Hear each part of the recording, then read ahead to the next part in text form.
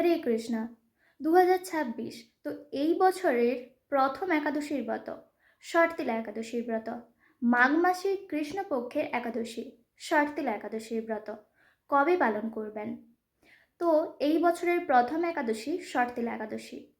তো এই ব্রত পালন করতে হবে 14ই জানুয়ারি বুধবার। আবার এই ষটতিলা একাদশীর অনেক মাহাত্ম্য রয়েছে। যারা এই ষটতিলা একাদশী পালন করে তাদের সমস্ত পাপ ধুয়ে যায়। এই ষটতিলা একাদশীর দিন যারা তিল দ্বারা স্নান করেন, তিল দ্বারা তিল জলে মিশিয়ে তর্পণ করেন, তিল শরীরে ধারণ করেন, আবার তিল ভোজন করেন, আবার তিল যদি কেউ দান করেন, তাহলে তাদের সমস্ত প্রকার পাপ ধুয়ে যায়। এইবার প্রশ্ন আসতে পারে যে এই দিন যেহেতু একাদশী, তাহলে তিল কিভাবে গ্রহণ করব? তো শাস্ত্রে কিন্তু এই দিন, এই ষটতিলা একাদশীতে অল্প তিল গ্রহণের কথা বলা হয়েছে, তাই এই দিন অল্প তিল গ্রহণ করা যায়।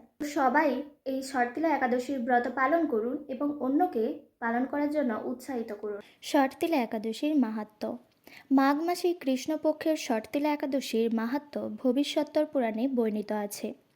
যুধিষ্ঠির মহারাজ বললেন, হে জগন্নাথ, মাঘ মাসের কৃষ্ণপক্ষের একাদশী তিথির নাম কি, বিধি বা কী, এবং তার কী ফল সবিস্তারে বর্ণনা করুন। তদুত্তরে ভগবান বললেন, হে রাজন, এই একাদশী ষটতিলা নামে জগতে বিদিত। এক সময় দালভ্য ঋষি মুনিশ্রেষ্ঠ পুলস্তকে জিজ্ঞাসা করেন, মর্ত্যলোকে মানুষেরা ব্রহ্ম হত্যা, গো হত্যা, অন্যের সম্পদ হরণ আদি পাপকর্ম দ্বারা নরককে গ্রমণ করে, যাতে তারা নরক গতি থেকে রক্ষা পায় তা যথাযথভাবে আমাকে উপদেশ করুন। অনায়াসে সাধন করা যায় এমন কোনো কাজের মাধ্যমে যদি তাদের এই পাপ থেকে উদ্ধারের কোনো উপায় থাকে তবে তা বলুন। ঋষি পুলস্ত বললেন, হে মহাভাগ, তুমি একটি গোপনীয় উত্তম বিষয়ে প্রশ্ন করেছ। মাঘ মাসে সূচি জিতেন্দ্রিয় কাম ক্রোধ আদি শূন্য হয়ে স্নানের পর সর্বদেবেশ্বর শ্রীকৃষ্ণের পূজা করবে।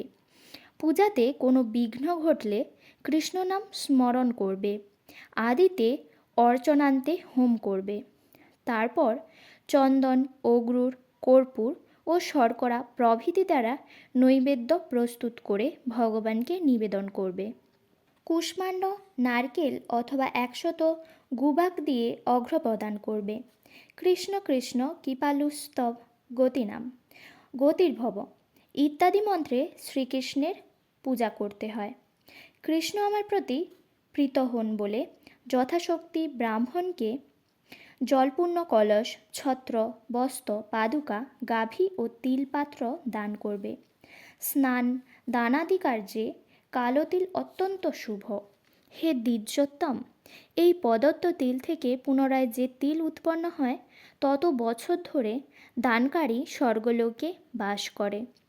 তিল দ্বারা স্নান, তিল শরীরে ধারণ, তিল জলে মিশিয়ে তা দিয়ে তর্পণ, তিল ভোজন এবং তিল দান, এই 6 প্রকার বিধানে সর্বপাপ বিনষ্ট হয়ে যায়।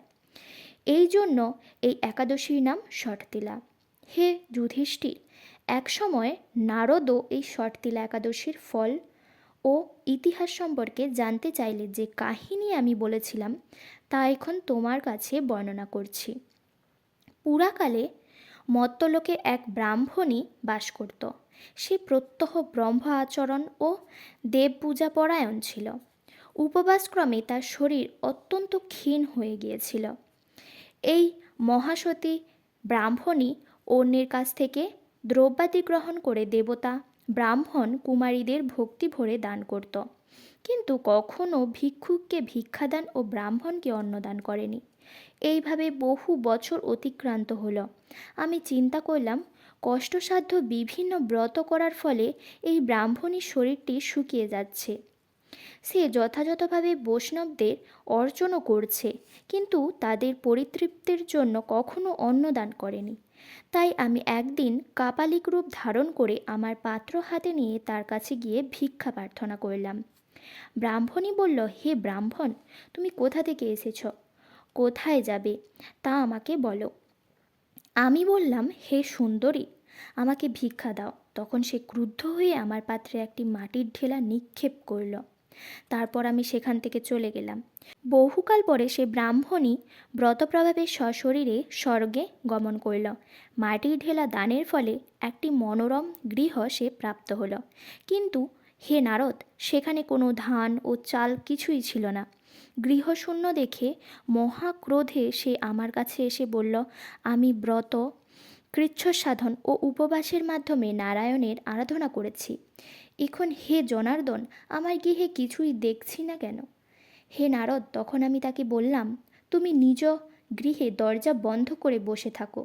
মর্তলোকের মানবী সশরীরে স্বর্গে এসেছে শুনে দেবতাদের পত্নীরা তোমাকে দেখতে আসবে, কিন্তু তুমি দরজা খুলবে না। তুমি তাদের কাছে শর্তিলাব্রতের পুণ্যফল প্রার্থনা করবে। যদি তারা সেই ফল প্রদানে রাজি হয় তবেই দরজা খুলবে। এরপর দেবপত্নীরা সেখানে এসে তার দর্শন প্রার্থনা করল। শর্তিলা ব্রতের ফল পেলেই কেবল এই মানবী দর্শন দেবেন জেনে তাদের মধ্যে এক দেবপত্নী তার শর্তিলা ব্রতজনিত পূর্ণ ফল তাদেরকে প্রদান করল। তখন সেই ব্রাহ্মণী দিব্য কান্তি বিশিষ্টা হলো এবং তার গৃহ ধন ধান্যে ভরে গেল। দ্বার উদ্ঘাটন করলে দেবপত্নীরা তাকে দর্শন করে বিস্মিত হলেন। হে নারদ, অতিরিক্ত বিষয়বাসনা করা উচিত নয়। বিত্ত স্বার্থও অকর্তব্য। নিজ সাধ্যমতো তিল, বস্ত্র ও অন্ন দান করবে। শততিলা ব্রতের প্রভাবে দারিদ্রতা, শারীরিক কষ্ট, দুর্ভাগ্য প্রভৃতি বিনষ্ট হয়। এই বিধি অনুসারে তিল দান করলে মানুষ অনায়াসে সমস্ত পাপ থেকে মুক্ত হয়।